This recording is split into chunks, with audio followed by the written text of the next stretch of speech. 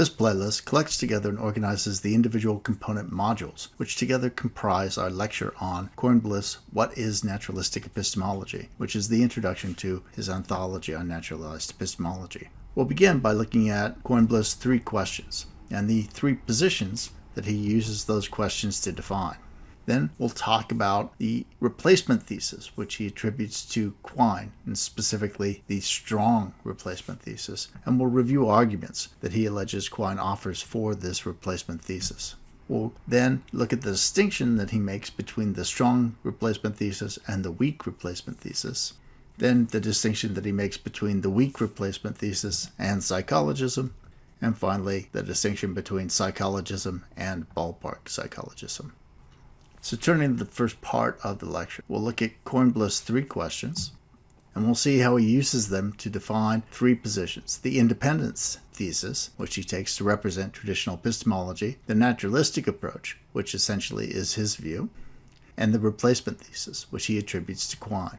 Then we'll review the arguments that he attributes to Quine for the replacement thesis. I call the first one foundationalism's failure, the second, the rise of science. There's an additional appeal to Darwin in that argument.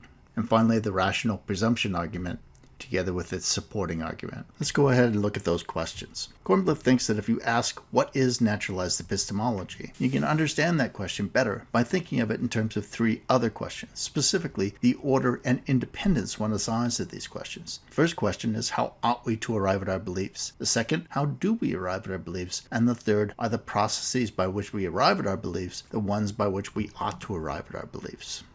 Now, of course, one thing to note is right from the very beginning, the relationist or the evidentialist, the person who does not believe in process epistemology, they're just right out. He ignores them completely, I think, in this article.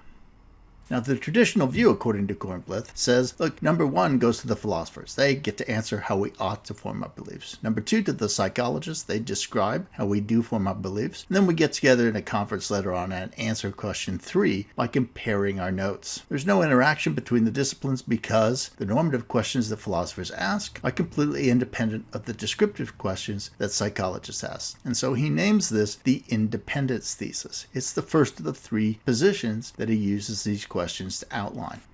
Kornblith suggests that the independence thesis receives support from appeals to intuitions. That is, intuitive judgments seem to show the independence between how one ought to form beliefs and how one actually forms beliefs.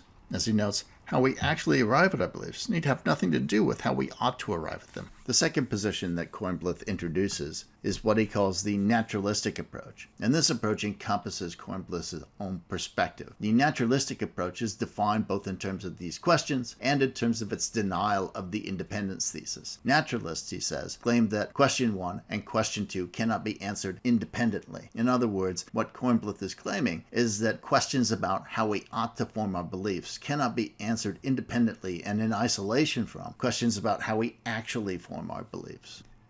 The third and final position also is defined using these 3 questions and also is defined as the denial of the independence thesis. That position is called the replacement thesis, and the replacement thesis is the position that Kornblith attributes to Quine. As Kornblith portrays it, advocates of the replacement thesis claim that once one realizes that classical epistemology is based upon a mistake, then one realizes that all of the remaining content of 1 resides in 2. That is, all of the content about how we ought to form our beliefs can consist in nothing more than a description of how we in fact form our beliefs. Kornblith portrays Quine as giving 3 arguments for the replacement thesis. I call the first of these arguments foundationalism's failure. However, before we turn to this argument, I want to take a moment just to reflect upon the position that Kornblith has attributed to Quine and how Kornblith in fact goes about cutting up this intellectual space. Let's begin with how Kornblith carves up the ideological space here. Kornblith asks these 2 questions, a purely normative question and a purely descriptive question. How ought we to form our beliefs, and how do we in fact form our beliefs? And he assigns one question exclusively to one discipline and another question exclusively to another discipline. And this strikes me as overly simplistic. Philosophers don't consider all and only normative questions. Philosophers also engage in descriptive discussions as well.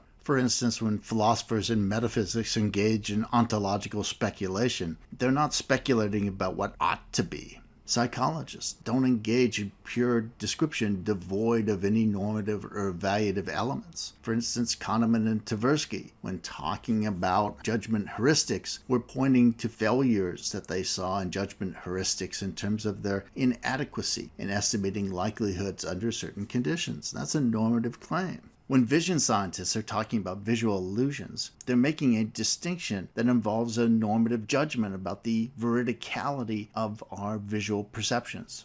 Likewise, psychologists engage in a normative enterprise when formulating and refining their own methodologies within their disciplines. And so this idea that philosophers, they only focus on normative claims and psychologists, they only focus on descriptive claims, I think is overly simplistic. Now, to associate Quine in particular with the rejection of philosophy and the adoption of psychology, I think is likewise overly simplistic. The strongest statements that Quine makes about the relationship between philosophy and psychology are generally made discussing the conceptual studies side of the new epistemic project. And so those statements really don't speak to the other half, the obviously more normative component of the project. And so I find Kornblith's framework for discussing epistemology and for associating Quine with the rejection of philosophy and normative questions and the acceptance of psychology and descriptive questions a dubious way of understanding the real positions and the real issues that are at stake. And to reinforce this, I'm going to read a long quote from Quine. You'll have to humor me on this, but I think that it illustrates nicely that Quine isn't divorcing himself entirely from normative considerations. Quite to the contrary. The relationship between the meager input and torrential output is a relation that we are prompted to study for somewhat the same reasons that always prompted epistemology, namely, in order to see how evidence relates to theory, and in what ways one's theory of nature transcends any evidence. Such a study could still include even something like the old rational reconstruction, to whatever degree such a reconstruction is practicable. For imaginative reconstructions can afford hints of actual psychological processes in much the way that mechanical simulations can. But a conspicuous difference between old epistemology and the epistemological enterprise in this new psychological setting is that we can now make free use of empirical psychology. Now, this doesn't sound like someone who is abandoning normative epistemology in favor of descriptive psychology. Quite the contrary, it looks something very much like Kornblith's description of the naturalistic approach. Now, I realize this is a bit of a long digression. Let's finish this lecture module by looking at the first argument that Kornblith attributes to Quine in favor of the replacement thesis, the argument that I refer to as the foundationalism's failure argument.